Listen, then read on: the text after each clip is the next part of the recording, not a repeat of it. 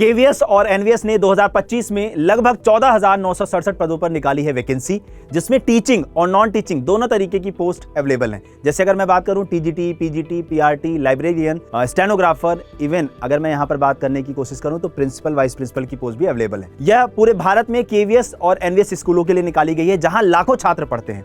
अगर हम योग्यता की बात करते हैं तो 12वीं पास से लेकर के बीएड किए हुए और सीटेट क्वालिफाई जितने कैंडिडेट हैं वो इन फॉर्म को भर सकते हैं।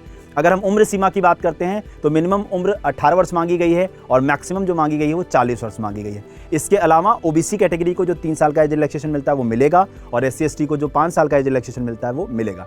अगर हम ऑनलाइन फॉर्म फिलिंग की बात करें तो 14 नवंबर से आपका फॉर्म फिलिंग स्टार्ट होगा और फॉर्म को भरने की लास्ट डेट जो है वो 4 दिसंबर रहने वाली है। और अगर मैं फॉर्म फीस की बात करता हूं तो वो कैटेगरी वाइज और पोस्ट वाइज अलग अलग है, तो वो आपको डिटेल नोटिफिकेशन में मिल जाएगा। अगर हम सिलेक्शन प्रोसेस की बात करते हैं तो सबसे पहले आपका एक रिटन एग्जामिनेशन कंडक्ट कराया जाएगा। उसके बाद टीचिंग पोस्ट जितनी भी है, यानी अगर मैं बात करूं टीजीटी, पीजीटी की, तो उन पर आप लोग का एक डेमो कंडक्ट कराया जाएगा, फिर इंटरव्यू कंडक्ट होगा और उसके बाद आप लोग की ज्वाइनिंग हो जाएगी। और बाकी सारी पोस्ट में अगर मैं बात करूं तो आप लोग का एक रिटन एग्जाम होगा, उसके बाद डॉक्यूमेंट वेरिफिकेशन और मेडिकल कंडक्ट कराया जाएगा। अगर हम सैलरी की बात करते हैं तो सैलरी पोस्ट वाइज अलग अलग है और अभी ये जो सैलरी है वो 7th पे कमीशन के हिसाब से है और जब तक आपकी ज्वाइनिंग होगी तब तक आपकी सैलरी जो है वो 8th पे कमीशन के हिसाब से बहुत बढ़ जाएगी। अगर आप हमारे साथ तैयारी करना चाहते हैं तो आज ही डाउनलोड करें अड्डा 24/7 ऐप और जितने भी टीचिंग और नॉन टीचिंग के बैचेस हैं उनमें एनरोल करें और अपनी तैयारी को बेहतर करें।